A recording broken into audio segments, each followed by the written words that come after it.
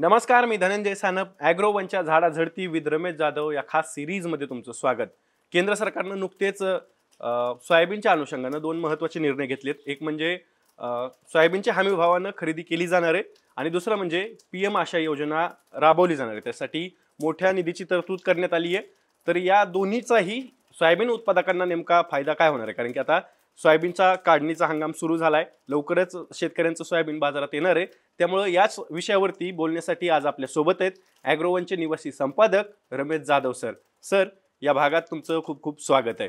नमस्कार सर. आता पहिला प्रश्न काय आहे, केंद्र सरकार पण आता खरेदीसाठी उतरणार आहे. दुसरीकडे PM आशासारखी योजना आहे, ती पण केंद्र सरकारनं त्याची घोषणा केली आहे. तर आता या दोन गोष्टींमुळे सोयाबीन उत्पादकांना एक प्रकारे हमी भावाच्या खाली तर आता सोयाबीन विकावी लागणार नाहीये. त्यामुळे हमी भावाची गॅरंटी सोयाबीन उत्पादकांना मिळाली आहे असं मानायला काही हरकत नाही.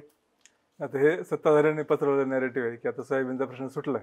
हा, त्यांचं म्हणणं असं आहे की आता खाद्यतेल आयातीवरचं शुल्क लावलंय, 20% वाढवले हो, आणि दुसऱ्या बाजूला आम्ही सोयाबीन खरेदी करणार आहे. म्हणजे ते खरेदी हमी भावाने होणार आहे, सरकारी खरेदी. त्याच्यामुळे आता काही सोयाबीनचा प्रश्न आता उरलेलाच नाहीये. बरोबर. पण हे नॅरेटिव्ह कितपत खरं आहे, कारण हे जे काही दोन निर्णय घेतलेले आहेत आणि हे दोन निर्णय अत्यंत महत्वाचे आहेत आणि उशिरा का होईना हे निर्णय त्यांनी घेतले, त्याच्याबद्दल त्यांचं अभिनंदन. परंतु ह्या निर्णयाचे जे काही तपशील आहेत त्याच्यामध्ये गेल्यानंतर आपल्याला कळतं की बाबा हे खरोखर ह्याची अंमलबजावणी होणार आहे, काही बोलायचीच कडी बोलायचाच भाग अशा प्रकारचं राहणार आहे.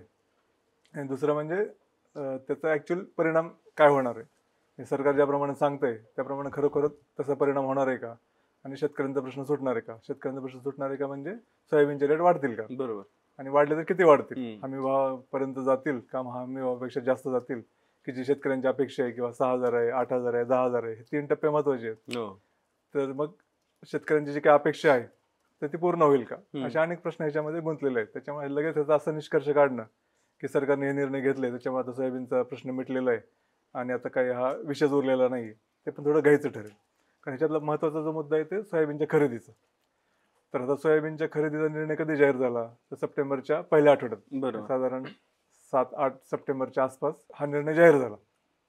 केंद्रीय कृषी मंत्रालयाने एक ट्विट केलं की आम्ही यावर्षी 15 लाख टन सोयाबीनची खरेदी करणार आहे हमी भावाने.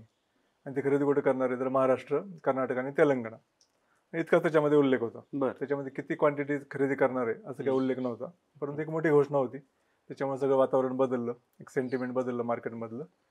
आणि त्याच्यामध्ये मग इंडियन एक्सप्रेस सारखे जे काही वर्तमानपत्र आहेत त्यांच्या बातमीदारांनी बातमी दिली की हे 13 लाख टन महाराष्ट्रातनं खरेदी करणार आहेत आणि उरलेले जे काही 2 लाख टन आहेत ते कर्नाटक आणि तेलंगणा ह्या दोन राज्यांचं मिळून 2 लाख टन असेल. आणि मग ही माहिती त्यांना कुठून मिळाली तर त्यांनी आता ही खरेदी कुठून होणार आहे, कुणाच्या माध्यमातून होणार आहे, तर नाफेड आणि NCCF ह्या जे काही सरकारी यंत्रणा आहेत त्यांच्या माध्यमातून ही हमी भावाने खरेदी होणार आहे. तर मग त्या बातमीदारांनी तिथल्या संस्थेशी बोलणी केली किंवा त्यांना विचारलं, नाफेड असेल किंवा NCCF असेल, किंवा नेमका प्लॅन काय आहे किंवा किती टार्गेट आहे प्रोक्युरमेंटचं. आणि त्या सूत्रांनी जी माहिती दिलेली आहे नाव न छापण्याच्या अटीवरती, तर त्या माहितीवर आधारित मग त्यांनी बातम्या दिल्या. आता ह्याच्यामध्ये दुसरा मुद्दा काय आहे की महाराष्ट्र, कर्नाटक आणि तेलंगणा या 3 राज्यांमधून 15 लाख टन सोयाबीन खरेदी करणार असं केंद्र सरकारने जाहीर केलं. महाराष्ट्र हे 2 नंबरला आहे सोयाबीन उत्पादनामध्ये. 1 नंबरला कोण आहे, मध्य प्रदेश आहे, आणि 3 नंबरला कोण आहे, राजस्थान आहे.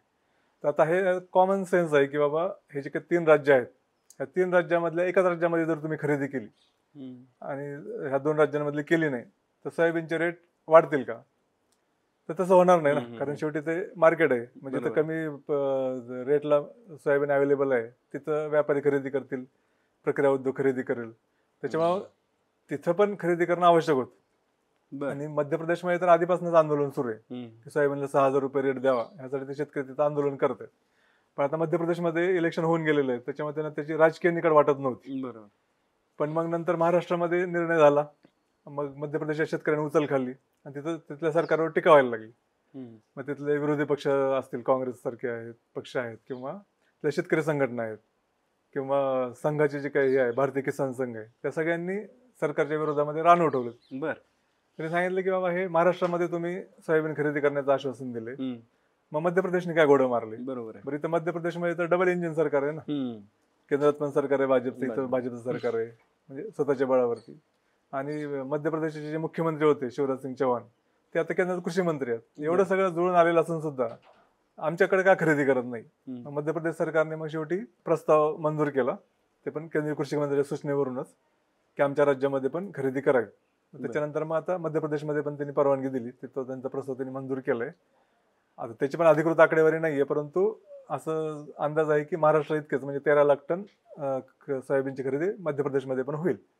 तर अशा रीतीने मग साधारण त्या स्कीमचा जो नॉर्म आहे त्याच्याप्रमाणे 25% खरेदी करतायत. मग आता देशभरातलं जे काही एकंदर उत्पादन आहे त्याचे 25% खरेदी सरकार करेल असं एकंदर हे चित्र आहे.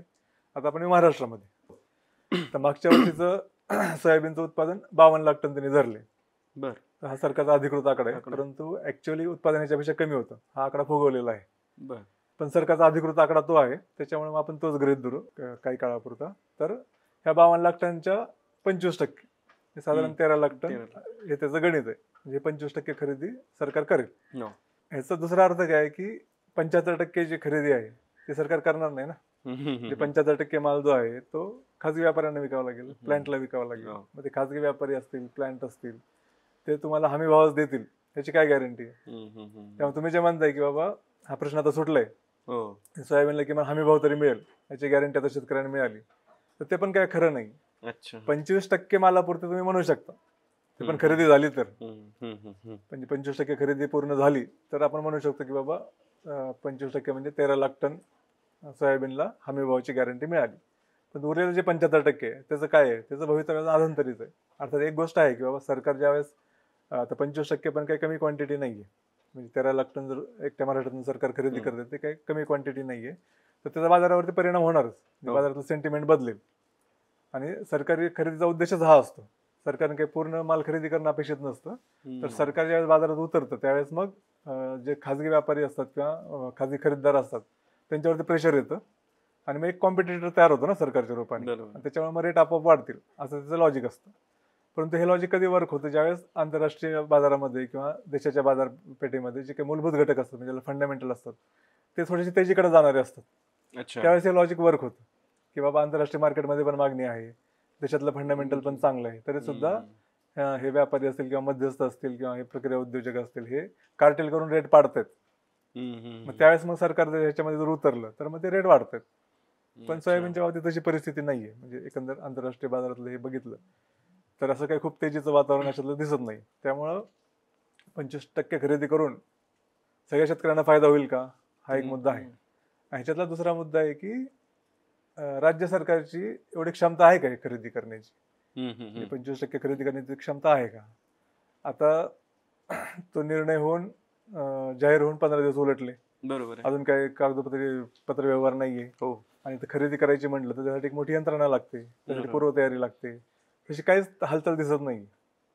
आता ही खरेदी करायची यंत्रणा कोण राबवतं? तर पणन मंत्रालय राबवतं महाराष्ट्रामध्ये.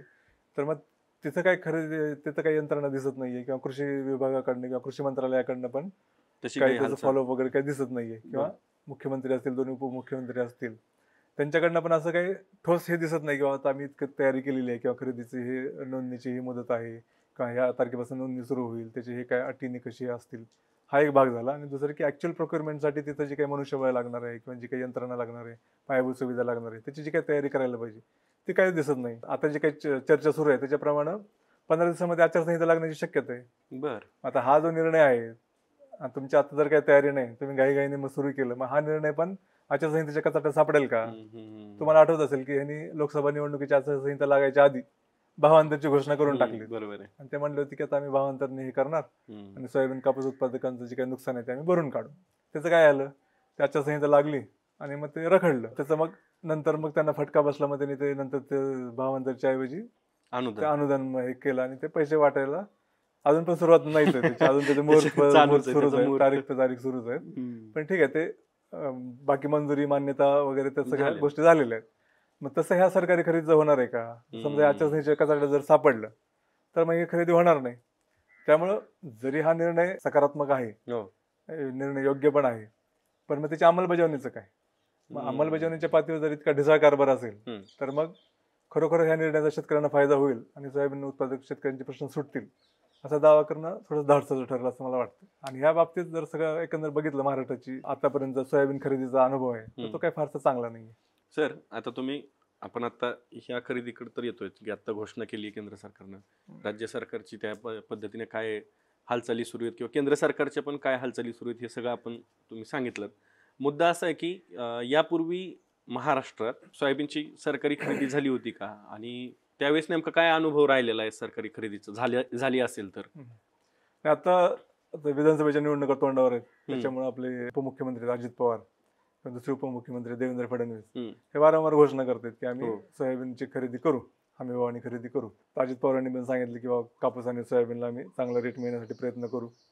आणि देवेंद्र फडणवीसनी पण म्हणले की या हंगामामध्ये शेतकऱ्यांचे जे सोयाबीन आहे ते हमी भावापेक्षा जास्त रेटने विकलं जाईल किंवा हमी भाव तरी त्यांना मिळेल, याची आम्ही काळजी घेतोय किंवा त्या पद्धतीने आम्ही प्लॅनिंग केलेलं आहे.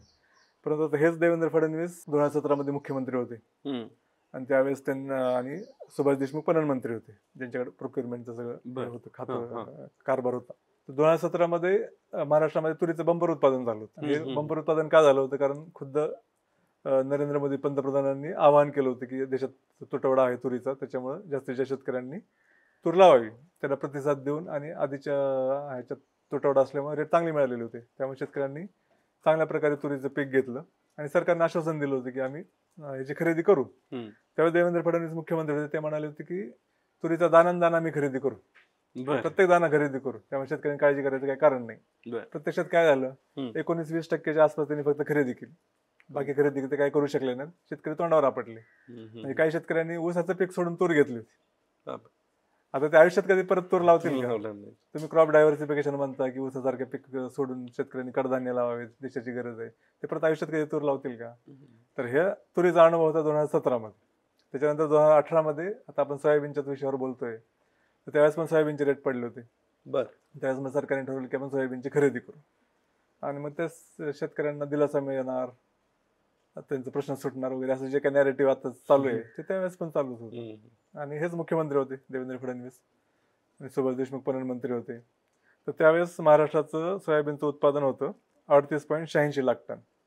38.86 लाख टन, हा, म्हणजे जवळपास 39 लाख टन. तर सरकारने खरेदीचं उद्दिष्ट किती ठेवलं होतं? किती? 1 लाख टन. म्हणजे एकूण जे काही उत्पादन आहे ना त्याच्या फक्त 2.5% खरेदी आम्ही करू. आता ठीक आहे, ते काय चोर नाही चोराची लंगोटी सोयी. तर ह्या 2.5% पैकी त्यांनी किती खरेदी केली? म्हणजे 1 लाख टन खरेदीचं उद्दिष्ट होतं, त्याच्यापैकी प्रत्यक्षात जी खरेदी झाली ती 26,226 टन झाली. म्हणजे जे काही तुम्ही टार्गेट ठेवलं होतं त्याच्याही 26% तुम्ही फक्त पूर्ण करू शकता. हा 2018चा मुख्यमंत्री देवेंद्र फडणवीस मुख्यमंत्री असतानाचा अनुभव आहे खरेदीचा. ओके. 2018 मध्ये आपलं उत्पादन किती होतं? 38.86 लाख टन, जवळपास 39 लाख टन. त्याच्यापैकी प्रत्यक्ष सरकारने खरेदी किती केली? 26,226 टन. मग ह्याची जर आकडेवारी काढली तर 0.6%, म्हणजे 0.6% खरेदी केली, म्हणजे 1% सुद्धा खरेदी केली नाही. आता जर मग असे जर आपला ट्रॅक रेकॉर्ड आहे, आपण 0.6% खरेदी आपण केली, आता 13 लाख टन सोयाबीन हे खरेदी करतील का? त्याच्याबद्दल साधारण शंका आहे. एक तर त्या प्रकारची जी काही राजकीय इच्छाशक्ती पाहिजे ती यांच्याकडे आहे का, हा महत्वाचा विषय आहे. आणि त्या प्रकारची काही प्रशासकीय तयारी पाहिजे, ती आता काही दिसत नाही. त्याच्यामुळं मला नाही वाटत किंवा हे जरी आचारसंहितेचे वगैरे सगळे अडचणी दूर झाले, म्हणजे आचारसंहिता असताना सुद्धा की हा विषय खूप महत्वाचा आहे, शेतकऱ्यांच्या जीवनभरणाचा प्रश्न आहे, त्याच्यामुळे आचारसंहितेतून ह्याला सूट द्यावी, अशा प्रकारचं युक्तिवाद राज्य सरकार करू शकतं. आणि ते निवडणूक आयोगाच्या गळी जर उतरवलं तर त्याला परवानगी मिळू शकते. असं काही नाही की आचारसंहिता लागू झाली म्हणजे सगळे कामं ठप्प होतात. हे सत्ताधारी आणि विरोधी पक्षांनी मिळून हे काय म्हणतात गैरसमज पसरवलेला आहे. असं काही नसतं. आचारसंहिता म्हणजे काही काम ठप्प पडायची यंत्रणा नाही. तुम्ही मतदारांवर प्रभाव टाकू नये म्हणून ते एक मेकॅनिझम केलेलं होतं, तो त्याच्या मागचा थॉट होता. तर समजा आचारसंहिता वगैरे सगळं त्याच्यातून अडचण जरी दूर झाले तर यांची जर काही एकंदर तयारी बघता हे 13 लाख टन सोयाबीन खरेदी करू शकतील अशी काही शक्यता वाटत नाही. आणि माझं तर म्हणणं असं आहे की बाबा हे सोयाबीन असो किंवा कुठलंही तेलबिया पीक असो, सरकारने या भानगडीतच पडायला नको. हे काही खरेदी करणं हे काही सरकारचं काम नाही. सर, आता तुम्ही म्हणतात की त्या भानगडीत पडायलाच नको, खरेदीच्या सरकारचं काम नाही. मग आत्ताचंही सोयाबीन असेल किंवा इतर पिकांची खरेदी असेल ती सरकारने करायलाच नको का, असं तुमचं मत आहे का? नाही, इतर पिकांची खरेदी आणि सोयाबीनची खरेदी मी म्हणतो की हे तेलबिया पुरतं. बर, सोयाबीन असू दे किंवा भुईमुग असू दे किंवा मोहरी असू दे किंवा इतर कुठलेही तेलबिया पीक असू दे, हे सरकार खरेदी करून करणार काय? म्हणजे तेलबिया पिकं कशासाठी खरेदी करतात? त्याच्यावर प्रक्रिया करून त्याचं तेल करतात आणि मग ते तेल विकतात आणि दुसरे ते पेंड विकतात. सरकारकडे अशी काही यंत्रणा आहे का, किंवा सरकारची जी कशी नवरत्न कंपनी असतात तशी काही कंपनी आहे का खाद्यतेलाची, की सरकार त्यासाठी खरेदी करेल, त्याच्यावर प्रक्रिया करेल आणि त्याचं तेल ग्राहकांना स्वस्तात विकेल, अशी काही यंत्रणा आहे का, मेकॅनिझम आहे का? तर नाहीये. मग सरकार काय करतं, समजा हे सोयाबीन खरेदी केलं, सरकार काय करतं, परत काही दिवसांनी ते ओपन मार्केटमध्ये विकून टाकतं.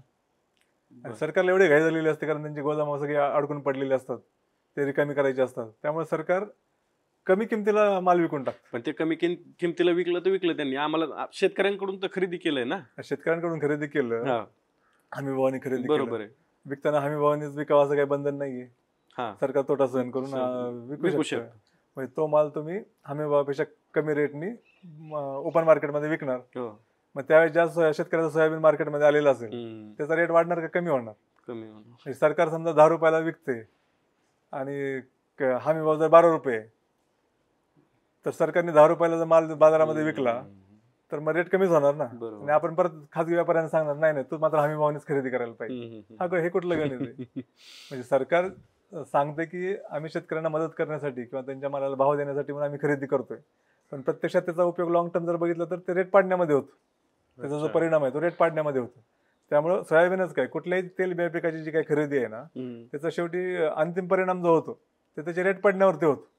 त्याच्यामुळे मी म्हणतो की हे सरकारने या भानगडीत पडायला नको. आता हे काय माझं स्वतःचं मत नाहीये, त्याच्या क्षेत्रातले जे काही तज्ज्ञ लोक आहेत, जाणकार लोक आहेत, हे वारंवार सरकारला सांगतात. म्हणजे कृषी मूल्य व किंमत आयोग नावाची जी काही यंत्रणा आपल्याकडे आहे, ते दरवर्षी खरीप आणि रब्बी पिकांचे अहवाल देत असतात. तुम्ही गेल्या 5 वर्षाचे त्यांचे अहवाल काढून बघा. प्रत्येक अहवालामध्ये त्यांनी तेलबिया पिकांची आणि आपले खाद्यतेल उत्पादनामध्ये आपण आत्मनिर्भर नाहीये त्याच्यासाठी काय करायला पाहिजे, जे रिकमेंडेशन दिल्यात, आणि त्याच्यामध्ये प्रत्येक वेळेस त्यांनी ह्याच्यावरती भर दिलेला आहे की सरकारने फिजिकल प्रोक्युरमेंटमध्ये पडू नये, सरकारने प्रत्यक्ष खरेदी करू नये, तर त्याच्याऐवजी भावांतर स्कीम लागू करावी.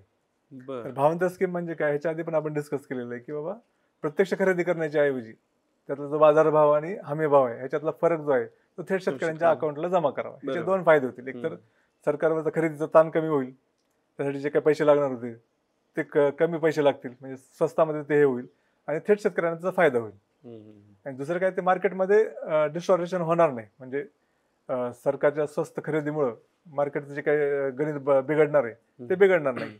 म्हणजे उलट मार्केटला सपोर्टच मिळेल सगळ्या गोष्टीचा. त्याच्यामुळं तेल बियांच्या बाबतीत तरी भावांतर योजना लागू करणं हा एक चांगला उपाय आहे. आणि केंद्र सरकार सुद्धा त्याच्याबद्दल सकारात्मक आहे. म्हणजे केंद्र सरकारचं पण म्हणणं असंच आहे की तेल बियाच्या बाबतीत आपल्याला उत्पादन वाढवायचं असेल तर आपण भावांतर स्कीमकडे जायला पाहिजे. आणि आताच केंद्र सरकारने PM आशाला 35,000 कोटी रुपयांचं निधी मंजूर केला, अशा निर्णय आता घेतलेला आहे त्यांनी.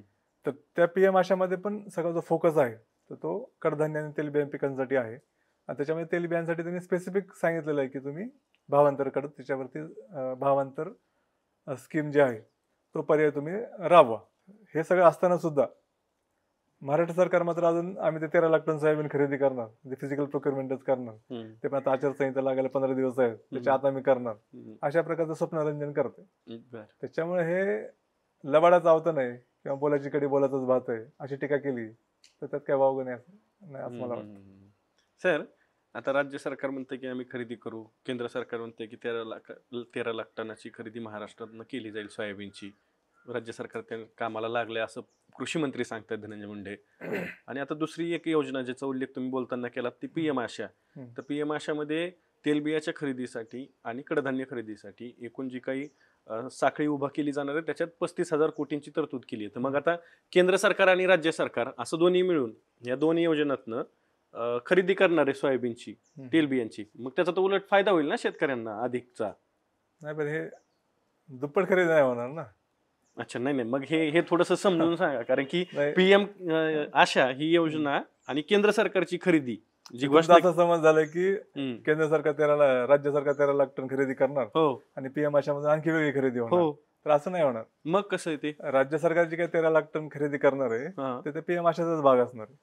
अच्छा, हे आता फक्त एक PM आशा त्यांनी आता घोषणा केली. बऱ्याच लोकांना असं वाटतं की PM आशा म्हणजे कालच डिक्लेअर केलं आणि 35,000 कोटी म्हणजे खूप मोठी रक्कम आहे.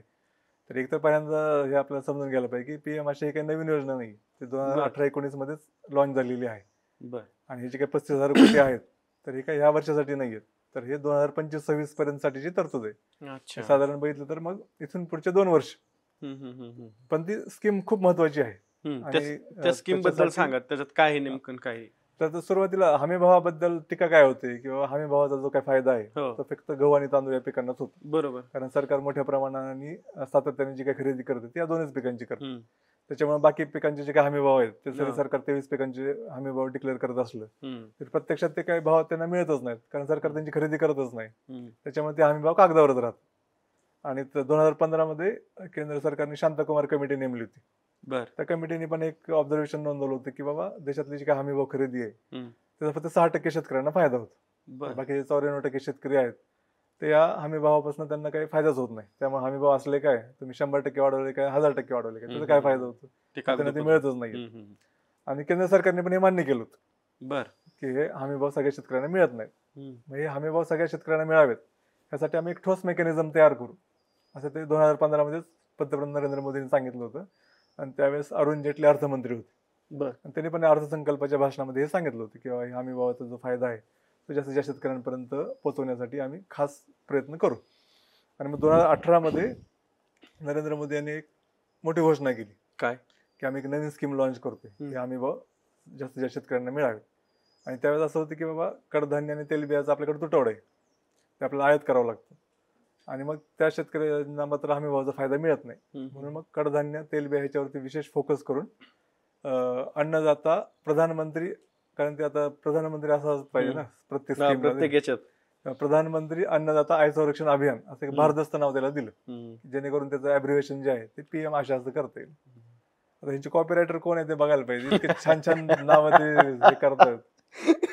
प्रत्येक स्कीमचं नाव शेतकऱ्यांना फायदा होतो की नाही हा पुढचा विषय, परंतु एक आशा तरी निर्माण होती तशी PM आशा आहे, प्रधानमंत्री अन्नदाता आय संरक्षण अभियान. तर हे प्रामुख्याने कडधान्य तेलबिया आणि ज्याला कोपरा म्हणतो म्हणजे नारळ या पिकांसाठी हे राबवण्यात जाणार. तर हे प्रधानमंत्री अन्नदाता आय संरक्षण अभियान म्हणजे PM आशामध्ये 4 ते 5 स्कीम एकत्र केलं. कोणते? त्याच्यातलं एक स्कीम आहे ती किंमत आधार योजना म्हणजे ज्याला आपण प्राइस सपोर्ट स्कीम म्हणतो, PSS ती आहे. तर PSS मध्ये काय होतं की जी काही रेग्युलर खरेदी आहे म्हणजे गहू तांदळापासून जे काही सगळी अन्नधान्याची खरेदी आहे किंवा कडधान्याची वगैरेची पण खरेदी आहे म्हणजे काही प्रमुख पिकं आहेत त्यांची खरेदी ह्याच्यामधून होते. ते कधी होते किंवा ज्यावेळेस त्यांचे रेट हमी भावापेक्षा खाली जातात त्यावेळेस शेतकऱ्यांना त्याचा फायदा मिळावा म्हणून शेतकऱ्यांकडनं ती खरेदी केली जाते, त्याला आपण PSS म्हणतो. दुसरी स्कीम आहे बाजार हस्तक्षेप योजना म्हणजे ज्याला आपण म्हणतो की मार्केट इंटरव्हेन्शन स्कीम MIS. तर हे किंमत आधार योजना म्हणजे प्राइस सपोर्ट स्कीम मध्ये जे कमोडिटीज येत नाहीत अशा नाशवंत कमोडिटीसाठी हे आहे. थोडक्यात भाजीपाला पिके असतील किंवा जे काही लवकर जे पेरिशेबल जे कमोडिटीज आहेत ते आपण MIS मधून करतो म्हणजे मार्केट इंटरव्हेन्शन स्कीम मधून, बाजार हस्तक्षेप योजनेमधून त्याची खरेदी केंद्र सरकार करतं. तिसरी स्कीम आहे किंमत स्थिरीकरण योजना. त्या पहिल्या ज्या 2 स्कीम आहेत ह्या शेतकऱ्यांसाठी आहेत किंवा शेतकऱ्यांना बाजारभावापेक्षा रेट कमी गेल्यानंतर किमान हमी भाव तरी मिळावा ह्याच्यासाठी हे आहेत. भाजीपाल्याला हमी भाव नाहीये परंतु जे काही बाकीचे पेरिशेबल कमोडिटीज आहेत त्याच्यासाठी MIS राबवतात. किंमत स्थिरीकरण योजना मात्र ग्राहकांसाठी की ज्यावेळेस रेट खूप वाढलेले असतात त्यावेळेस मग ग्राहकांना दिलासा देण्यासाठी मग जे बफर स्टॉक मधून सरकार जी खरेदी करतं बफर स्टॉक साठी तर ती खरेदी आहे ती किंमत स्थिरीकरण योजनेमधून होते, त्याला आपण म्हणतो प्राइस स्टॅबिलायझेशन फंड. आणि चौथी स्कीम आहे भावांतर योजना. आता भावांतर योजना हे बोली भाषेतलं नाव आहे, त्याचं ऍक्च्युअली नाव आहे प्राइस डिफिशियन्सी पेमेंट स्कीम ज्याला आपण म्हणतो PDPS. आणि आणखी एक पायलट प्रोजेक्ट सरकारने राबवला होता तो होता private procurement and stockist scheme म्हणजे PPSS. ह्याच्यामध्ये जी काही सरकारी खरेदी असते तर त्या सरकारी खरेदीमध्ये प्रायव्हेट प्लेयर्सना पण इन्व्हॉल्व करून घ्यावं म्हणजे काही खाजगी खरेदीदार असतील किंवा प्रक्रिया उद्योजक असतील त्यांना पण ह्याच्यामध्ये इन्व्हॉल्व करून घ्यावं, त्याच्यासाठी होती PPSS. आता ह्याच्यातली जी काही भावांतर योजना आहे आणि PPSS आहे ह्या शेवटच्या 2 योजना त्या खास करून तेलबिया पिकांसाठी सगळ्यात जास्त महत्वाच्या आहेत. मग ह्या तेलबिया पिकांचं प्रोडक्शन वाढावं किंवा तेलबिया पिकांची खरेदी वाढावी ह्या दृष्टीने मग ह्या दोन स्कीम विशेषत्वाने त्यांनी डिझाईन केलेल्या होत्या. केंद्र सरकारने आता जे PM आशा डिक्लेअर केलं 25,000 कोटी रुपये आम्ही तरतूद केली 2 वर्षांसाठी, त्याच्यामध्ये आणखी एक त्यांनी महत्वाचा निर्णय डिक्लेअर केलाय की आता ह्या ज्या सगळ्या स्कीम आहेत ना ह्याच्यामध्ये ऍक्च्युअली जे काही टार्गेट असतं प्रोक्युरमेंटचं ते एकूण जे काही उत्पादन असेल त्याच्या 25% खरेदी करा असे त्याचे नॉर्म्स असतात. परंतु जर केंद्र सरकारने सांगितलं की जर तुम्ही तेलबियांसाठी भावांतर योजना लागू केली तर आपण हे 25%चं जे टार्गेट आहे ते आपण 40% करू. आणि दुसरं म्हणजे ही अंमलबजावणी जी आहे, म्हणजे ही प्रोक्युरमेंट जी आहे ते 3 महिन्यांसाठी असतं. तर हे जर भावांतर जर तुम्ही केलं तर ते तुम्ही 4 महिने करू शकाल. हे 3 महिन्याच्या वेळी तुम्हाला 4 महिने प्रोक्युरमेंट ऑपरेशन करता येतील. तर आता मग हे तेलबियांसाठी भावांतर पाहिजे की ते प्राइस सपोर्ट स्कीम म्हणजे ते PSS पाहिजे, ह्याचा जो निर्णय आहे तो राज्याने घ्यायचा. राज्यांना तो चॉईस आहे की तुम्ही भावांतरसाठी करू शकता. केंद्र सरकारचं म्हणणं आहे की तुम्ही भावांतरसाठी जा, की भावांतरसाठी गेलं तर तुम्हाला हे ॲडिशनल बेनिफिट आहेत. पण मग हे राज्याने ठरवायचं की हे किंमत आधार योजनेतून खरेदी करायची का भावांतर योजनेतून खरेदी करायची. आता महाराष्ट्र सरकारने ठरवलं की आम्ही जे 13 लाख टन खरेदी करणार आहे ते PSS मधून करणार आहे, भावांतर मधून करणार नाही. आता असं जर असेल तर मग आता सिच्युएशन म्हणजे दुसऱ्या शब्दामध्ये काय सांगायचं तर मग केंद्र सरकार तयार आहे भावांतर योजना लागू करायला, पण राज्य सरकारची तयारी नाहीये, कारण त्याच्यामध्ये ऍडिशनल जबाबदारी आहे, ते यांना नको आहे. आता ही सिच्युएशन ही अशी, त्याच्यामुळे ऍक्च्युअली राज्य सरकारने भावांतरचा पर्याय निवडायला पाहिजे होता, पण तो आता निवडलेला दिसत नाही. बर सर, आता हे सगळं झालं, तुम्ही बोलताना एक उल्लेख केला की PM आशा ही जी योजना आहे ती 2019 पासून सुरू आहे, राबवली जाते. बरोबर, 18-19 पासून. आता झाले 5 वर्ष. 5 वर्षात हा तेलबियाचा, कडधान्याचा सुद्धा, आणि पण तेलबियाचा, आता आपण तेलबियाचा विचार करतो म्हणून तेलबियाचा प्रश्न तर सुटायला पाहिजे होता. मग ह्या योजनेचं नेमकं घोडं पेंट खातंय कुठं? पेंट खाते कुठं? तुम्ही मोठमोठ्या घोषणा करता, त्याचे मोठमोठे आकडे सांगता, पण प्रत्यक्ष जी अंमलबजावणी त्याचा पण ताळा घ्यायला पाहिजे ना. एखाद्या स्कीम साठी आपण हे पैसे डिक्लेअर केले, पण ऍक्च्युअली मग अर्थसंकल्पामध्ये किती तरतूद केली आणि त्या तरतुदीपैकी किती पैसे वापरले गेले, ह्याचं जर गणित बघितलं तर मग कळते किती महत्वाची योजना असेल तर ते मग त्याचं इम्प्लिमेंटेशनच्या पातळीवरती जर त्याची व्यवस्थित राबवली गेली नाही तर मग त्याचे अपेक्षित रिझल्ट दिसत नाही. आता ऍक्च्युअली सरकारने युद्ध पातळीवरती PM आशाच्याच मागा लागायला पाहिजेत की बाकी सगळ्या स्कीमचा कमी प्रायोरिटी देऊन आम्ही फर्स्ट प्रायोरिटी म्हणून PM आशा राबवणार, पण तशा पद्धतीने झालेलं दिसत नाही. फक्त आता मागच्या काही 4-5 वर्षातले जर बघितलं तर थोडीशी सुधारणा दिसते. साधारण आपण 2021-22 पासून जर बघितलं तर थोडीफार सुधारणा दिसते. त्याच्या आधी तर परिस्थिती खराबच होती.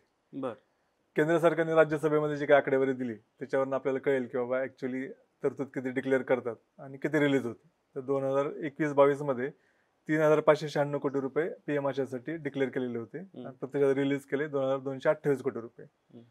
2022-23 मध्ये 4,500 कोटी डिक्लेअर केले आणि रिलीज केले 4,007 कोटी.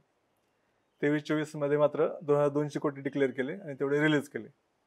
2024-25 मध्ये 5 ऑगस्ट पर्यंतची जी आकडेवारी त्याच्यानुसार 6,437 कोटी रुपये डिक्लेअर केले. तर म्हणजे 2024-25 मध्ये जास्त तरतूद केलेली. परंतु ही जी काही PM आशा आहे त्याच्यामध्ये आपण सांगितलं की 4 ते 5 स्कीम आहेत. त्याच्यातली जी पहिली स्कीम आहे म्हणजे किंमत आधार योजना PSS, तर त्याचाच वाटा सगळ्यात जास्त आहे. पण त्याची खरेदी तर आधीच होते ना. गहू तांदळाची जी खरेदी आहे ती PSS मधूनच होते, किंवा बाकीच्या जे काही कमोडिटीची खरेदी आहे ती PSS मधूनच होते. त्याच्यामुळे PSS मध्ये खरेदी होतच असते आधीपासून. आणि ह्या PM आशामध्ये जी काही तरतूद खर्च होते ती PSSचा वाटा त्याच्यामध्ये सगळ्यात जास्त आहे. पण आपण समजा थोडी आकडेवारी जर बघितली तर ह्याच्यातलं जे काय नेमकं घोडं कुठे पेंट खाते ते आपल्याला लक्षात येईल. 2018-19 मध्ये ह्या PSS साठी म्हणजे किंमत आधार योजनेसाठी तरतूद केलेली होती 3,000 कोटी रुपये, आणि प्रत्यक्षात त्याच्यातला 70% रुपये निधीच खर्च झाला. 2019-20 मध्ये सुद्धा परत 3,000 कोटी रुपयांची तरतूद केली आणि फेब्रुवारी 2020 पर्यंत त्यातले 35% रक्कम खर्च झाली. तर आता ह्याच्या शिवाय ज्या 2 महत्वाच्या योजना मी सांगितल्या ज्या तेलबिया पिकांसाठी सगळ्यात महत्वाचे आहेत ते म्हणजे एक भावांतर योजना आणि दुसरं private procurement and stockage scheme म्हणजे PPSS. तर ह्या 2 जे कंपोनंट आहेत ना त्याची जर हे परफॉर्मन्स बघितला तर तो परफॉर्मन्स मात्र वाईट आहे. म्हणजे 2018-19 अर्थसंकल्पामध्ये या 2 योजनांसाठी म्हणजे भावांतर योजना आणि PPSS साठी 1,400 कोटी रुपये तरतूद केलेली होती. प्रत्यक्षात त्यातला 1 पैसाही खर्च झाला नाही. 2019-20 मध्ये तरतूद 1,400 कोटीवरून कमी करून थेट 321 कोटी रुपये केली आणि जानेवारी 2020 पर्यंत त्यातले 0 रुपये खर्च झाले. 2020-21 मध्ये मात्र ती तरतूद 500 कोटी केली. म्हणजे ह्याच्यातली जी काही गोम आहे ना हे भावांतर योजना आणि PPSS मध्ये जे काही परफॉर्मन्स आहे तो वाईट आहे, त्याच्यामुळं हे अपेक्षित रिझल्ट मिळत नाही. आताच आपण बघितलं की महाराष्ट्र सरकारला संधी असून सुद्धा ते राबवण्याची त्यांची इच्छाशक्ती दिसत नाही.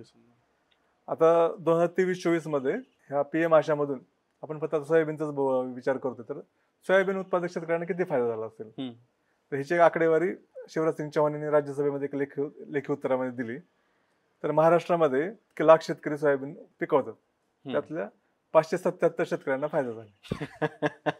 577 शेतकऱ्यांकडून 769.47 टन सोयाबीन खरेदी केलं. त्यासाठी सरकारला पैसे मोजावे लागले 3.54 कोटी रुपये, म्हणजे 3.5 कोटी रुपये. देशपातळीवर काय चित्र आहे तर देशपातळीवरती 4,086 शेतकऱ्यांना याचा फायदा झाला. तर 4,086 शेतकऱ्यांकडून 6,963.22 टन सोयाबीन खरेदी केलं आणि त्यासाठी साधारण 32 कोटी रुपये खर्च आला. आता हे ठीक आहे किंवा मागच्या वर्षी काही पूर्ण सीझनच काही हमीभावापेक्षा खाली नव्हते रेट, पण तरी जर तो जरी विचार केला तर हे काय 577 शेतकरी महाराष्ट्रातले आणि पुणे देशातले 4,086 शेतकरी, हा काय खूप मोठा आकडा नाही आहे ना. त्याच्यामुळे मग 2018 मध्ये जर योजना सुरू झाली तर त्याची अंमलबजावणी अशा पद्धतीने होते, त्याच्यामुळे मग परिस्थिती सुधारलेली नाही. मग परत आपल्याला परत PM अशा एक नवीन नॅरेटिव्ह सेट करावं लागतं की आता ही स्कीम सुरू केली, जसं काय नवीनच आजपासूनच ही स्कीम सुरू केली, त्याच्यामुळे तेलबिया उत्पादन आणि कडधान्य उत्पादक शेतकऱ्यांचे प्रश्न सुटतील आणि आपण या दोन्ही कमोडिटीमध्ये आत्मनिर्भर होऊ, अशा प्रकारचा नॅरेटिव्ह आपल्याला सेट करायला लागतं. सर आता ठीक आहे, PM आशाचा आता तरी किमान देर आहे दुरुस्त आहे, तिथं पण झाली आहे तरतूद काही ना काहीतरी. दुसरं एक तुमची मागणी होती, आपण मागच्या व्हिडिओमध्ये ज्यावेळेस बोलत होतो त्यावेळेस, की खाद्यतेल आयात शुल्क वाढवलं पाहिजे जेणेकरून सोयाबीन उत्पादकांना त्याचा आधार मिळेल, दिलासा मिळेल. आता केंद्र सरकारनं ते तर केलंय, मग आता प्रश्न बऱ्यापैकी समजा सुटत आलाय असं मानायला हरकत नाही. मग तुमच्या का पोटात दुखतंय अजूनही? तुम्ही हे अशी खुसपट का उकरून काढतायत? सरकारवर टीका करायची म्हणून? नाही, सरकारवर टीका करायची म्हणून नाहीये. आता सोयाबीनच्या खरेदीमुळे प्रश्न सुटेल असं नॅरेटिव्ह होतं. खरेदीचं आपण बघितलं, ऍक्च्युअली वास्तव काय आहे. खाद्यतेल आयातीचं पण तसंच आहे. पण खाद्यतेल आयातीच्या आयात शुल्कात वाढ तर केली ना? खाद्यतेल आयात शुल्कात वाढ केली, पण हे सरकारचे दाखवायचे जात आणि खायचे जात वेगळे. ते कसे? तर हे वाढ का करावी लागली? कारण हे तुम्ही 2 वर्षापूर्वी शून्यावर आणलं होतं. म्हणजे काय आयात शुल्क होतं ते पूर्णपणे काढून टाकलं आणि 0% आयात शुल्क त्याच्यावर ठेवलं. त्याच्यामुळे 2 वर्ष देशामध्ये बेसुमार आयात झालेली आहे खाद्यतेलाची. आणि ती खाद्यतेलाची आयात इतकी झालेली आहे किंवा आता एकतर भारत हा जगातला सगळ्यात मोठा आयातदार देश आहे. आणि हा जगातला सगळ्यात मोठ्या आयातदार देशाने 2 वर्षापूर्वी आयातीवरचं शुल्क पूर्णपणे काढून टाकलं. फक्त ते 5.5 जे होतं ते ऍग्रिकल्चर इन्फ्रास्ट्रक्चर सेस आहे, इन्फ्रास्ट्रक्चर अँड डेव्हलपमेंट सेस आहे, ते 5.5% होतं. पण बाकी आयातीला खुलं रान होतं, त्यामुळं बेसुमार आयात झाली. आणि त्याच्यामुळे मग आता तुम्ही जरी आता 20% वाढ केली त्याच्यामध्ये, म्हणजे क्रूड आणि रिफाईंड तेलाच्या आयात शुल्काने 20% वाढ केली, हा निर्णय योग्य आहे आणि तो स्वागतार्ह निर्णय, त्याबद्दल सरकारचं अभिनंदन. परंतु हा निर्णय तुम्ही घ्यायला एक तर 2 वर्ष उशीर केला आणि ह्या 2 वर्षाच्या काळामध्ये इतकी बेसुमार आयात झाली की आता काय असं सिच्युएशन नाही आहे ना की आता हे आयात कर वाढवल्यामुळं की देशामध्ये तेलाचं शॉर्टेज पडेल आणि रेट वाढतील आणि त्याचा फायदा लगेच सोयाबीनला होईल, अशी सिच्युएशन नाही. आणि दुसरं एक आहे की बाबा आता पाम तेल मध्ये इतकं महाग झालं होतं की ऍक्च्युअली पाम तेल सगळ्यात स्वस्त तेल असतं, पण ते मध्ये इतकं महाग झाले की ते सोया तेल आणि सूर्यफूल तेलापेक्षा त्याचे रेट जास्त झालेले होते. आता ते थोडंसं नॉर्मलाइज होईल आणि कारण पाम तेलाची आपण 50% वाटा आयातीमध्ये असतो. आता आयात शुल्क वाढवल्यामुळं पाम तेलाची आयात थोडीशी कमी होईल आणि त्याच्यामुळे मग हे जे काही पाम तेल, सोया तेल आणि सूर्यफूल तेल यांचं जे काही गणित असतं ते बसेल गणित असं एकंदरीत दिसतंय. परंतु याचा अर्थ असा नाही की तेलाची मागणी कमी होईल किंवा आयात कमी होईल. कारण आता नोव्हेंबरला जे वर्ष सुरू होईल तर त्यांचं नवीन मार्केटिंग इयर असतं, म्हणजे ऑइल इयर जे असतं ते नोव्हेंबरला नवीन वर्ष सुरू होईल 2024-25. तर हे संजीव अस्थाना म्हणून एक आहेत, ते पतंजली फूडचे CEO आहेत. तर त्यांनी आता असा एक त्यांचा अंदाज सांगितलं की जरी भारताने आयात शुल्क लावलेलं म्हणजे 20% आयात शुल्क वाढवलं असलं तरी सुद्धा ते रेट जे आहेत इंटरनॅशनल मार्केटमध्ये ते परवडणारेच रेट आहेत. त्याच्यामुळे आयात कमी होईल अशी काही शक्यता नाही. उलट हे जे काही 2024-25 मध्ये जी काही आपली खाद्यतेलाची मागणी आहे ते 2-3% वाढेलच असं त्यांचा एकंदर अंदाज आहे. परत गोदरेज इंटरनॅशनलचे संचालक आहे दोराब मिस्त्री, त्यांनी तर सांगितलं की पुढची जी तिमाही आहे त्याच्यामध्ये खाद्यतेल महागाई वाढेल. त्याच्यामुळे मग डिसेंबर-जानेवारीच्या दरम्यान हे जे काय आता खाद्यतेलाची महागाई परत वाढली हे नॅरेटिव्ह सुरू होईल. तर हे मग त्यावेळेस काय होईल, केंद्र सरकारवर यांचा दबाव येईल, दडपण येईल. हे जे काही खाद्यतेल आयातीवरचं शुल्क तुम्ही वाढवले ते एकतर कमी करा किंवा ते काढूनच टाका. परत 2 वर्षापूर्वीची परिस्थिती होती तशी परिस्थिती करा, असा त्यांच्यावरती दबाव सुरू होईल. तोपर्यंत इलेक्शन होऊन गेलेले असतील, मग ते खायचे त्यात बाहेर निघतील आणि परत खाद्यतेलावरचं जे काय आयात शुल्क आहे त्याच्याबद्दलचा निर्णय होऊ शकतो, असं एकंदर बाजारामध्ये चर्चा आहे. म्हणजे हा निवडणुकीपुरताच खुळखुळा दिलाय का शेतकऱ्यांच्या हातात, हा एक विषय आहे.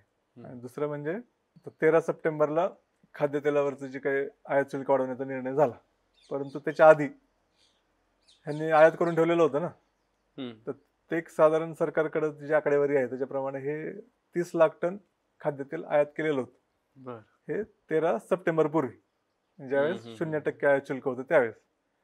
आता हे जे तेल आहे तर सरकारचं म्हणणं असं होतं की सरकारने त्यांना सूचना दिल्यात कंपन्यांना की तुम्ही हे जे काही तेल आहे 30 लाख टन तेल जे तुम्हाला स्वस्तात मिळालेलं होतं त्याचे रेट तुम्ही वाढवू नका.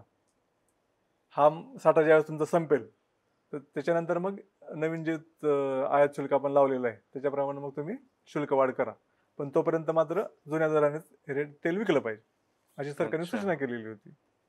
आणि हा जो काही साठा आहे तो 40 ते 45 दिवस पुरेल असा सरकारचा अंदाज होता. म्हणजे तोपर्यंत मग दसरा दिवाळी सारखे जे काही सण आहेत ते पार पडतील आणि मग थोडक्यात काय सामान्य ग्राहकांना खाद्यतेलाच्या दरवाढीची झळ बसणार नाही असं एकंदर सगळं हे होतं. ह्या कंपन्यांनी ऐकलं का सरकारचं?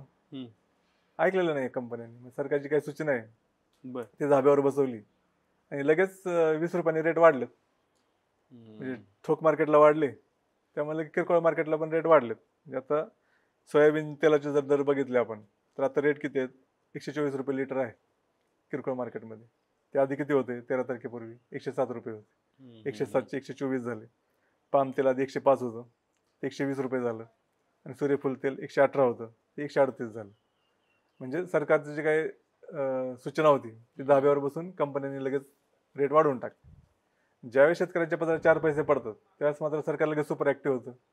ते एका रात्रीमध्ये सर्जिकल स्ट्राईक केल्यासारखं आयात निर्यातीचे निर्णय होतात आणि शेतकऱ्याच्या चुलीमध्ये पाणी ओतलं जातं. पण ज्यावेळेस ह्या खाजगी कंपन्या आहेत, मध्यस्थ आहेत, दलाल आहेत, व्यापारी आहेत किंवा बडे उद्योगपती आहेत ते मात्र ज्यावेळेस नफेखोरी करतात त्यावेळेस मात्र सरकार काही करत नाही. म्हणजे एक प्रकारे सरकारची त्याला मूकसंमतीच असते. त्यामुळे हे जे काय आहे ना की आमच्या पोटात दुखण्याचा प्रश्न नाही, तर सरकारचा हा जो कारभार आहे तर सरकारची जी काही नियत आहे ती बरोबर नाही. त्यामुळे खरोखर शेतकऱ्यांना त्याचा फायदा मिळवून द्यायचा असता तर 2 वर्ष वाट बघायला लागली नसती. आता तुम्ही हे करताय कारण तुम्हाला पुढे इलेक्शन दिसत आहेत. मराठीचे इलेक्शन आहे, हरियाणाचे इलेक्शन आहे, त्याच्यामुळे हा सगळा आटापिटा चाललेला आहे. सर, आता तुम्ही इलेक्शनचा उल्लेख केला का? आता हे सगळे निर्णय घेतलेत ते इलेक्शनसाठी घेतलेत असं तुम्हाला म्हणायचंय. तर शेतीच्या सगळ्याच प्रश्नात काय राजकारण घुसडायचं किंवा त्याला काय सगळे प्रश्न राजकीय अँगलनच का बघायचे? त्याच्यात राजकारणच आहे, निवडणुकांचंच आहे, असं काय म्हणायचं? केलंय तर चांगलं ना, आता शेतकऱ्यांना फायदाच होईल ना त्याचा. नाही आता केले त्याच्याबद्दल काय वाईट नाही. हे निर्णय चुकीचे आहेत का? तर नाही. उलट हेच निर्णय व्हावेत म्हणून आपण सगळेजण मागणी करत होतो, शेतकरी मागणी करत होते, अभ्यासक मागणी करत होते आणि आपण एक प्रसार माध्यम म्हणून पण हे प्रश्न लावून धरलेले होते. त्याच्यामुळं त्याच्याबद्दल काय वाद नाहीये, परंतु त्याचं टायमिंग चुकलेलं आहे. कसं ते निर्णय आधी घ्यायला पाहिजे होते, त्याला खूप उशीर झालेला आहे. आणि हा उशीर का झालेला आहे? कारण हे तुम्ही राजकीय अपरिहार्यतेतून हे निर्णय घेतलेले आहेत. काय राजकीय अपरिहार्य? आता विधानसभेच्या इलेक्शन आहेत ना पुढे. कारण ह्याचा तुम्हाला लोकसभा निवडणुकीमध्ये फटका बसला तर महाराष्ट्रापुरता विचार केला तर महाराष्ट्रामध्ये किती जागा होत्या? 48 जागा होत्या. त्याच्यातल्या 30 जागावरती विरोधी जी काही महाविकास आघाडी आहे त्यांचे उमेदवार निवडून आले. त्यामुळे सत्ताधारी पक्षाला इथं मोठा फटका बसला. आता मराठवाडा आणि विदर्भ, तर मराठवाड्यामध्ये किती जागा होत्या? 9 जागा होत्या. तर मराठवाड्यातल्या 9 पैकी 8 जागांवरती महाविकास आघाडीचे उमेदवार निवडून आले. विदर्भामध्ये किती जागा होत्या? 10 जागा होत्या. 10 पैकी 7 जागांवरती महाविकास आघाडी निवडून आली. आणि मराठवाड्यामध्ये भाजपला सुपडा साफ झाला, भाजपला 0 जागा मिळाल्या. एक जी जागा आली ती महायुतीमध्ये शिवसेनेला आली. विदर्भामध्ये सुद्धा नितीन गडकरी आणि अनुप धोत्रे सोडले तर भाजपचा एकही उमेदवार निवडून आला नाही. आणि एक जागा मिळाली ती बुलढाणा शिवसेनेला मिळाली, शिंदे गटाला, प्रतापराव जाधव. थोडक्यात लोकसभा इलेक्शन मध्ये महायुतीला आणि त्यातल्या त्यात भाजपला इथं मोठा फटका बसला. तर मराठवाडा विदर्भामध्ये मुख्य पिकं कुठली आहेत? सोयाबीनच मुख्य पीक आहे ना. मराठवाडा विदर्भाची जी काही इकॉनॉमी आहे, जे तिथलं अर्थकारण आहे ते सोयाबीन, कापूस या पिकांवरती अवलंबून आहे. आणि सोयाबीनचा प्रॉब्लेम त्यावेळेस पण होता लोकसभेच्या इलेक्शनच्या. पण त्यावेळेस त्यांना वाटलं की आपण भावांतरचे जे काही गाजर दाखवले त्यातनं आपण निभावून जाऊ.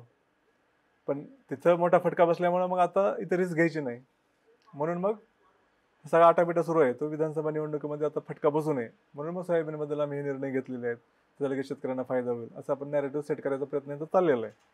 आता विधानसभा निवडणुकीची जी काय आचारसंहिता आहे ते 8 ऑक्टोबरच्या आसपास लागेल असं एकंदर अंदाज आहे. बरं. आणि त्यावेळेसच अरायव्हलचं पीक सीझन असतो ना, म्हणजे सुरुवात होते. मग त्यावेळेस जर रेट मिळाला नाही तर शेतकरी नाराज होतील आणि परत आपल्याला धडा शिकवतील, म्हणून हा सगळं कसरत चालू आहे. मग आता हे राजकारण नाही का? हे राजकारण करतंय कोण की हे जर टायमिंग तुम्ही साधताय आणि शेतकरी हिताचे निर्णय तुम्ही लांबवत लांबवत नेले आणि ऐन निवडणूक आल्या मग निवडणुकीपुरते तुम्ही हे करताय, तर हे राजकारण आहे ना. आणि हे शेतीचा कुठलाही विषय आहे ना, हा पॉलिटिकल इकॉनॉमीचा विषय आहे. त्याच्यामुळे ह्याच्यापासून राजकारण बाजूला ठेवून त्याचा विचारच होऊ शकत नाही. तेव्हा अनेक जण आपले प्रेक्षक सुद्धा म्हणतात की बाबा हे प्रत्येक ह्याच्यामध्ये तुम्ही राजकारण कशाला आणता, की हे शेती वेगळी राजकारण वेगळं. तर शेती वेगळी आणि राजकारण वेगळं नसतं. हा पॉलिटिकल इकॉनॉमीचा विषय आहे. त्याच्यामुळे शेतीबद्दलचा कुठलाही जो निर्णय असेल तो राजकीयच निर्णय असतो. फक्त तो त्यातलं राजकारण काय हे समजून घेऊन आपण त्याला प्रतिसाद दिला पाहिजे, एवढा त्याच्यातला हेतू आहे. आता लोकसभा निवडणुकीच्या प्रचारामध्ये कांद्याचा विषय गाजलेला होता. पिंपळगाव बसवंतला पंतप्रधानांची सभा झाली होती. तिथे एक तरुण उठला, नंतर कळालं की तो राष्ट्रवादी काँग्रेस शरद पवार गटाचा होता आणि त्यांनी मग कांद्याबद्दल घोषणा दिल्या, कांद्यावर बोला म्हणून. त्याला नरेंद्र मोदींनी काय उत्तर दिलं? जय श्रीराम आणि भारत माता की जय असं म्हणून त्याला गप्प केलं. याचा अर्थ काय की बाबा शेतकऱ्यांच्या जीवन मरणाच्या प्रश्नापेक्षा सुद्धा हे धार्मिक ध्रुवीकरण आणि यांचं काय तथाकथित राष्ट्रवाद आहे ह्याची मात्र आम्ही त्यांना चाटू, असं त्यांचं गणित होतं ना. पण ते गणित फसलं. त्याच्यामुळे आता ज्यावेळेस कांद्याचा प्रश्न असेल, ऊसाचा प्रश्न असेल किंवा आता जो सोयाबीनचा प्रश्न आहे, ह्याच्यावर नरेंद्र मोदी आता ते परत घोडचूक करणार नाहीत की आता ह्याच्याकडे दुर्लक्ष करून आम्ही धार्मिक ध्रुवीकरण आणि राष्ट्रवाद ह्याचं पिल्लू सोडून देऊ, अशी चूक ते आता परत करणार नाही. त्याच्यामुळे कारण त्यांना आता माहीत झालेलं आहे की बाबा हे धार्मिक ध्रुवीकरणाचं राजकारणात काही त्याला रिझल्ट मिळत नाहीयेत आणि नरेंद्र मोदी नावाची जे ब्रँडची जी काही जादू होती ती आता फिक्की पडत चालली. त्याच्यामुळे हे सगळं जर लक्षात घेतलं आणि हे जे काही 4 राज्य आहेत, महाराष्ट्र आहे, हरियाणा आहे, झारखंड आहे, जम्मू काश्मीर आहे, इथल्या विधानसभा निवडणुकीचे निकाल जे आहेत ते केंद्रातली सत्ता किती स्थिर राहील ह्याच्यावरती परिणाम करणारे आहेत. त्याच्यामुळं कुठल्याही परिस्थितीमध्ये इथं यश मिळवणं हे भाजपसाठी किंवा सत्ताधाऱ्यांसाठी आवश्यक आहे. त्याच्यामुळे मग हा पॉलिटिकल विषय होणारच, त्याच्याबद्दल काही वादच नाही.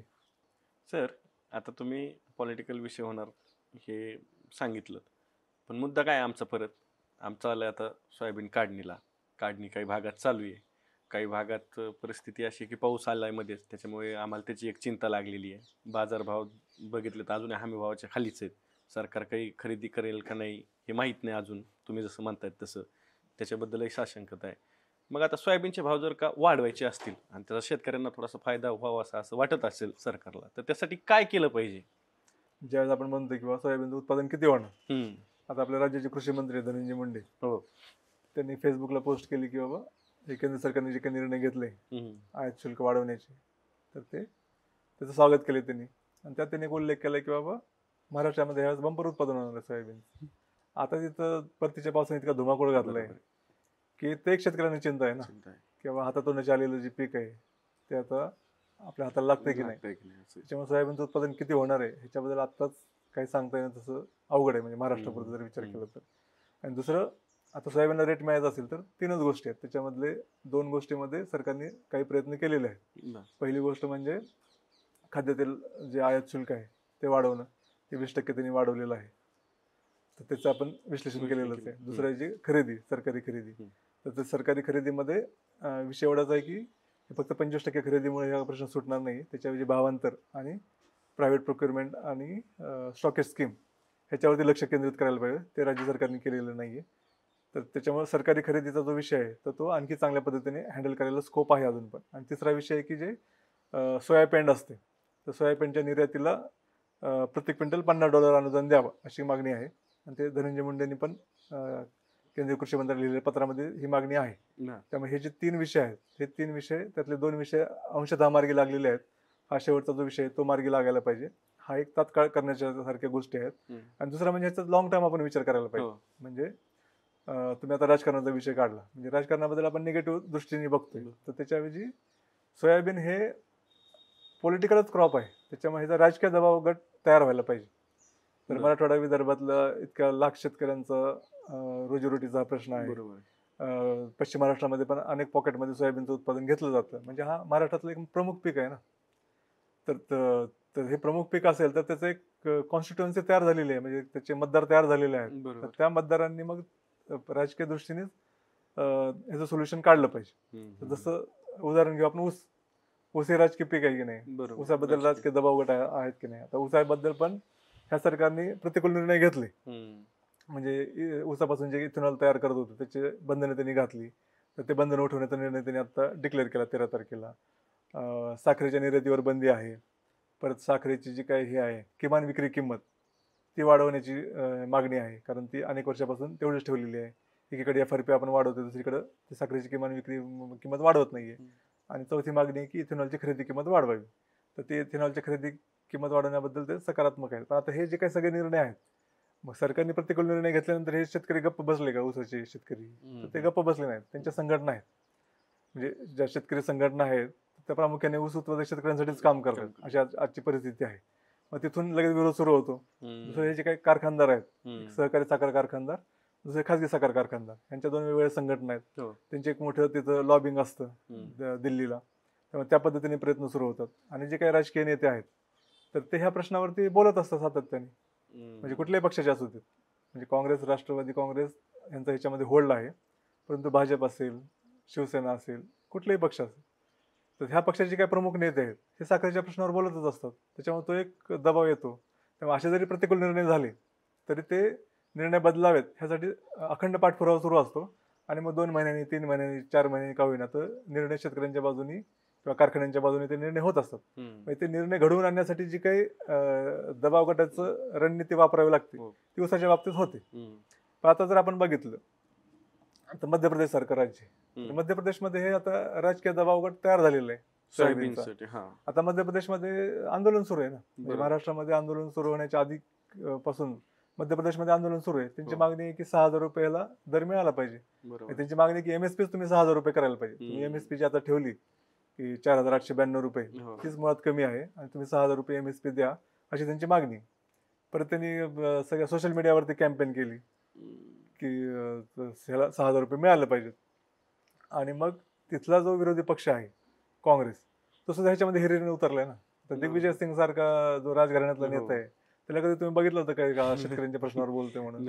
तर त्यांनी पण तिथं मोठं एक मोहीम सुरू केली की सोयाबीनच्या उत्पादक शेतकऱ्यांना 6,000 रुपये मिळाले पाहिजे. आणि दुसऱ्यातल्या शेतकरी संघटना आहेत त्या पण तिथं खूप सक्रिय झालेल्या आहेत. आणि ह्याच्यातली सगळ्यात महत्वाची गोष्ट म्हणजे राष्ट्रीय स्वयंसेवक संघाचा विचाराला मानणारी जी काही तिथली शेतकरी संघटना आहे, भारतीय किसान संघ, ते ह्या आंदोलनामध्ये हिरिरीने उतरलेले आहे.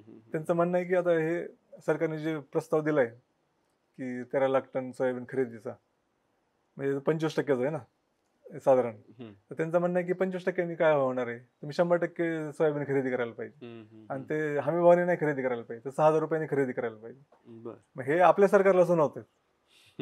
संघाच्या विचाराची संघटना आहे ना. तर महाराष्ट्रात काय चित्र दिसतंय? महाराष्ट्रामध्ये इथला जो भाजप आहे किंवा इथले जे काही किसान मोर्चा आहे त्यांचा, ते काय सोयाबीनच्या प्रश्नावर असे ऍक्टिव्ह दिसतात का तुम्हाला? तर ते काही दिसत नाहीये. ते फक्त सरकारचे काही निर्णय आहेत त्याचे ढोल बडवायचं काम त्यांचं सुरू आहे. बरं ठीक आहे, हे ते सत्ताधारी पक्ष आहेत, समजा त्यांच्याकडनं काय अपेक्षा करणार. पण जे विरोधी पक्ष आहेत, ह्या विरोधी पक्षाने असं दिसलंय का की सोयाबीनच्या प्रश्नावर त्यांनी काही राज्यव्यापी आंदोलन सुरू केलंय? काहीच नाही.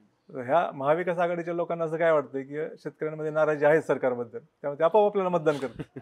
त्यामुळे काय त्यांनी घरीच धरलेलं आहे, काय करण्याची गरजच नाही. आता शरद पवारांसारखा मोठा नेता आहे की जे केंद्रामध्ये 10 वर्ष कृषी मंत्री होते आणि त्यांना या सगळ्या प्रश्नांची जाण आहे. ते साखरेच्या प्रश्नावर बोलतात, कांद्याच्या प्रश्नावर बोलतात, पण सोयाबीनच्या प्रश्नावरती इतकं असं फोकस ठेवून किंवा असं आग्रहाने बोलताना दिसत नाहीये. म्हणजे सोयाबीनचा प्रश्न त्यांनी आज इतक्या काही मोठ्या पद्धतीने लावून धरलेला नाही. काँग्रेसचे नेते आहेत नाना पटोले अध्यक्ष, ते तर विदर्भातले आहेत ना, त्यांना हा प्रश्न माहित नाहीये का? बाळासाहेब थोरात आहेत, पृथ्वीराज चव्हाण आहेत, त्यांनी कधी असं सोयाबीनच्या प्रश्नावरती रान उठवलंय, आवाज उठवलाय असं काही दिसतंय का? आता उद्धव ठाकरेंचा पक्ष आहे तो शहरी पक्ष आहे, परंतु त्यांचा ग्रामीण भागामध्ये विस्तार आहे ना. आणि मराठवाडा विदर्भामध्ये शिवसेनेचं आहेच ना. मग कधी शिवसेनेने हा विषय लावून धरलेला आहे का? त्यामुळे विरोधी पक्ष म्हणून जरी बघितलं तर हे काही सोयाबीनच्या मुद्द्यावरती अशा राजकीय आखाड्यामध्ये ह्यांनी काही असं खूप मोठी काही कॅम्पेन चालवली किंवा मोहीम चालवली असं काही दिसत नाही.